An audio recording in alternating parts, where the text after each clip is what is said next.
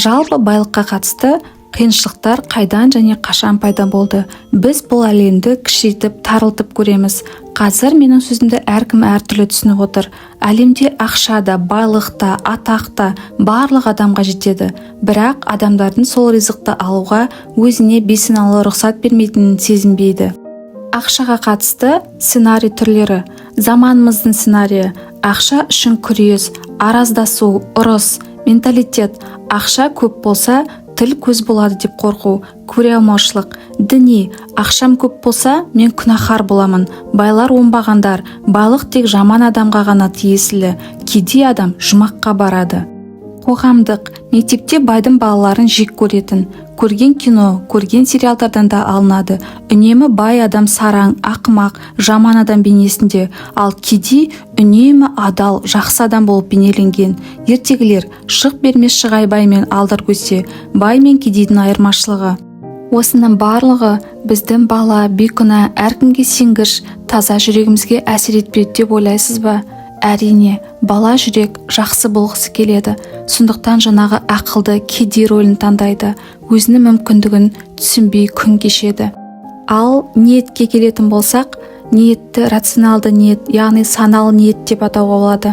Ол сапаға, тазалыққа, адамдарға пайдалы болатын нәрселермен айналысуға әкеледі.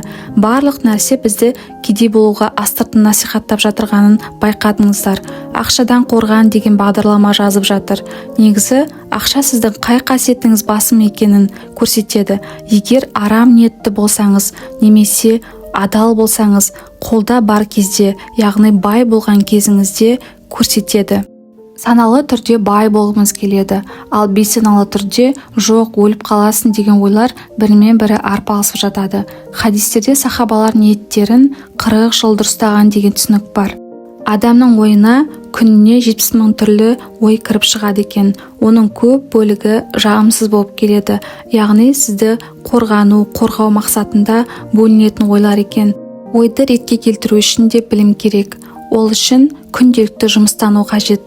Адам сонымен қатар әртүрлі сезімдерден тұрады. Белгілі бір жағдайда назары, өз тұжырымы, әртүрлі бағдарламалар, яғни қорқыныш, уайым, ұят, өзіне қандай да бір жағдайдан алған дұрыс емес, түсінбеушілік бала кезден бейсаналы қалыптасып үлгереді. Алла барша адамның бай қуатты өмір сүру үшін материалды дүниеге жіберді.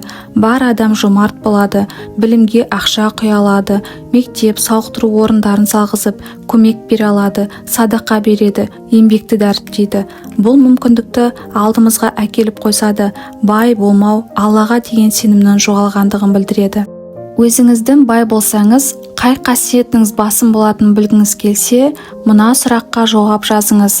Сізге 100 миллион теңге сыйға берілді, қайда жұмсайсыз? Жауабыңызды жазып, конвертке салып сақтап қойыңыз. Әр әрекет еткен сайын Аллаға ниетіңізді айтыңыз. Осы жазылған жауабымды орындауға серт беретініңіз жөнінде. Сіз өте жақсы адам екеніңізді енді түсіндіңіз бе?